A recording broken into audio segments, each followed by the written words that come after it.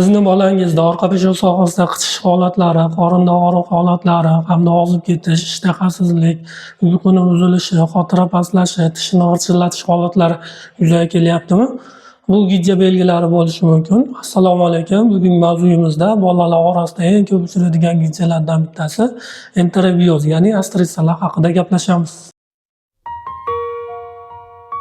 Bugungi mavzuyimizda bolalar orasida eng ko'p uchraydigan gijjalardan bittasi enterobioz, ya'ni astritssalar haqida gaplashamiz. Ularning yuqishi, tarqalishi hamda qanaqa klinik belgilar bor, qanaqa qilib davolasak effektivli bo'lishini ko'rib o'tib ketamiz.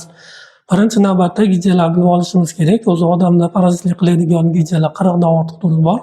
Ular gijjalar ichakda hamda ichakdan tashqarida parazitlik qiladi. Endi bugungi mavzuyimiz enterobiozlar haqida, ya'ni ichakda parazitlik qiladigan gijjalar haqida gaplashamiz. Bular to'g'ri ichak hamda sigma ichakda parazitlik qiladi hamda odamdagi tayyor ozuqalar bilan oziqlanib, bir qancha o'zgarishlarga olib keladi. Endi buni etiologik omillarni ko'rishimiz kerak, ya'ni yuqishini ko'rishimiz kerak. Yuqishi kasal odam hisoblanadi, ya'ni kasal bola hisoblanadi. Kasal bola yaxshi yuvilmagan qo'llari orqali ovqatlansa yo bo'lmasam boshqa sheriklar bilan ko'rishadigan bo'lsa, ya'ni enterobiozni tuxumlarini boshqa odamga yuqtirishi hisobiga fekal oral orqali yuqadi. Ya'ni bu ifloslangan qo'l orqali ovqatlanadigan bo'lsa, ko'rishadigan bo'lsa yo bo'lmasa ifloslangan qo'lda boshqa sherikga yuqtiradigan bo'lsa, shu tuxumlari og'izga tushishi hamda og'izdan ichakka tushishi hamda ichaklarda rivojlanish yuzaga keladi. Endi bu kasal odam qanday tuxumlar qo'lga tushib qoladi? Qo'lga tushishi bu enterobioz ko'pincha kechasi tuxum qo'yadi hamda tuxum qo'yishi bu anal sohasida bo'ladi. Ya'ni anal sohasiga qo'yganda bemorlarda qichish yuzaga keladi. Ya'ni bemor anal sohasida qo'lini qashlab tuxumlari qo'liga tushishi orqali qo'lini yaxshi yuvmaydigan bo'lsa, sheriklari bilan ko'rishadigan bo'lsa, sherigiga yuqtiradi. Sherigi ovqatlanganda og'izga tushadi hamda ichaklarga tushishi yuzaga keladi. Endi bu enterobiozni hajmiga keladigan bo'lsak, mayda oq gijjalar hisoblanadi. Razmeri 5-10 millimetr bo'lishi mumkin. Endi bu enterobioz urg'ochisi anal sohasiga tuxum qo'yadi. Tuxumlari tashqi muhitga chiqqandan keyin 2-3 haftagacha chidamli hisoblanadi. Ya'ni orqa peshoviga tuxum qo'yadi hamda tuxumlari 2-3 haftaga chidamli hisoblanadi. Autoinvaziya, ya'ni qayta yuqtirish yo'li ham bor. Ya'ni orqa peshovga tuxum qo'yadi hamda orqa peshovda bemor qashlaydi. Qashlagan tuxumlari yana og'izga tushadi, og'izdan ichakka tushadi. Ichakda urg'ochisi anal sohasiga chiqib tuxum qo'yadi, yana qayta tushish holatlari yuzaga keladi. Endi buni statistik holatlariga keladigan bo'lsak, eng ko'p tarqalgan gijjalardan bittasi, ya'ni 1000 aholiga tekshiruvlar natijasida 316 ta aniqlanganligini ko'ramiz. Endi bu tekshirilgan bolalarda chiqqan soni. Ba'zi holatlarda chiqmas, yashiroq holatda ham bo'lishi mumkin. Bu bolalar orasida eng ko'p uchraydigan gijjalardan bittasi. Endi bu tuxum qo'yishiga keladigan bo'lsa, ko'proq kechasi tuxum qo'yadi, anal sohasiga qo'yadi, ya'ni orqa peshov sohasiga. Ya'ni orqa peshov sohasiga tuxum qo'yganda qichish belgilari yuzaga keladi. Ya'ni bitta urg'ochisi 10 mingtagacha tuxum qo'yadi. Ya'ni ko'p tuxum qo'yadi. Tuxumlar aytib o'tilgandek chidamliligi 2-3 haftagacha. Tuxumni mikroskopik ko'rganimizda oq rangli ellik shaklda bo'ladi. Endi bu gijjalar bilan shikastlanganda qanaqa klinik belgilar bo'ladi? Klinik belgilar ichakka bog'liq hamda ichakdan tashqari klinik belgilar yuzaga keladi. Asosiy belgilardan bittasi bu tunda orqa peshov sohasini qichish holatlari.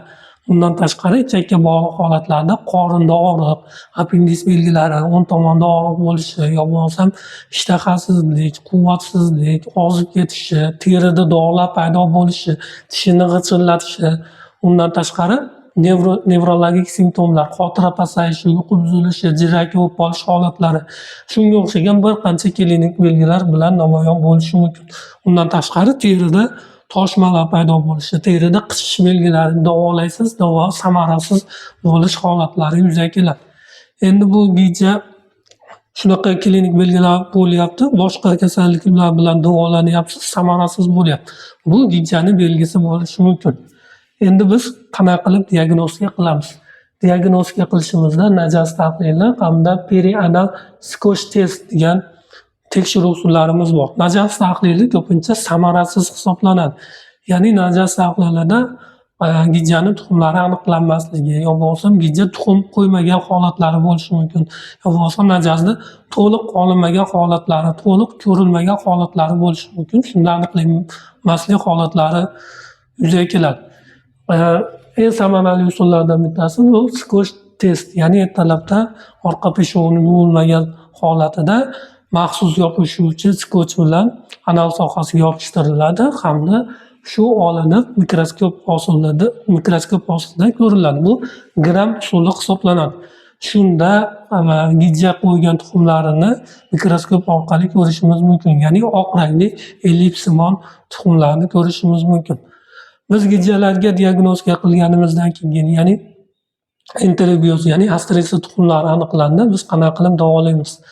Birinchi o'rinda biz gigiyena chora-tadbirlariga hamda dori vositalariga orqali davolaymiz. Gigiyena chora-tadbirlari qanday bo'ladi? Ya'ni kunda ovqatlanishdan oldin qo'lini yuvishi, tozalashi, o'sgan tirnoqlarini olishi tavsiya etiladi. Hamda kunlik choyshablari hamda ichki kiyimlarini yuvib, quritib, dazmollab kiyish tavsiya etiladi. Bo'lmasam qayta tuxumlari qo'lga tushishi yo bo'lmasam fekal oral orqali og'izga tushishi, yana qayta ichakka tushishi, ichakdan yana qo'lga tushishi, shunga o'xshagan holatlar yuzaga kelishi mumkin. Yo bo'lmasam boshqa kasallanmagan bolalarga ham yuqtirish holatlari yuzaga keladi. Davolashda oilaviy o'tkaziladi, ya'ni gijja bilan kasallangan bola aniqlanadigan bo'lsa, uydagi barcha yaqinlari davolanish kerak. Bo'lmasam qaytalanish holati yuzaga keladi. Endi dori vositalari bilan davolash qanaqa bo'ladi? Dori vositalari bilan davolash hozirgi kunda zamonaviy dori vositalar, ya'ni albendazol, mebendazol, pirantel degan dori vositalar bor. Shu dori vositalar yuqori effektivlikdagi, yuqori samaradorlikdagi dori vositalar hisoblanadi. Endi bu dori vositalarini qo'lladingiz, bemor yaxshilandi, lekin qaytalanib qolishi mumkin. Qaytalanib qolish sababi bu gigiyena tadbirlari hamda bemorni kasal odamlar bilan ko'rishishi hisobiga yuzaga kelishi mumkin. Endi albendazol qanday beriladi? Albendazol yuqori samaradorlikdagi dori vositasi, ya'ni gijjalarni o'ldirib beradigan dori vositasi. Ya'ni 2 yoshdan yuqori bolalarga beriladi. 2-4 yoshda ko'pincha 200 milligramdan bir marta 14 kundan keyin yana qayta повтор berish tavsiya etiladi. Keyingisi mebendazol. Mebendazol bu 2 yoshdan oshgan bolalarga beriladi. 100 milligramdan bitta tabletkadan bir mahal beriladi. 14 kundan keyin yana qayta berish tavsiya etiladi. Yosh bolalarga ko'pincha pirantel dori vositasi xavfsizroq hamda samaraliroq hisoblanadi. Bu 10 milligramdan kilogramga hisoblanadi. Masalan, 10 kilolik bo'ladigan bo'lsa 100 milligram bitta tabletkadan bir mahal 14 kundan keyin yana qayta berish tavsiya qilinadi. Endi bu dori vositalarining ichida eng kuchlisi bu albendazol hisoblanadi. Albendazol yaxshi tomoni bu 28 turdagi gelmitlarga ta'sir qiladi. Ta'sir effektivligi yuqori dori vositasi hisoblanadi. Endi bu enterobioz gijjalar bilan kasallanmaslik oldini olishni nima qilishimiz kerak? Ya'ni ovqatlanishdan oldin qo'lini yaxshilab yuvish, hamda o'sgan tirnoqlarni olib tashlash, hamda ichki kiyimlarni muntazam alishtirish, hamda dazmollab kiydirish tavsiya etiladi. Hamda kasallangan bolalarga qo'shish tavsiya etilmaydi.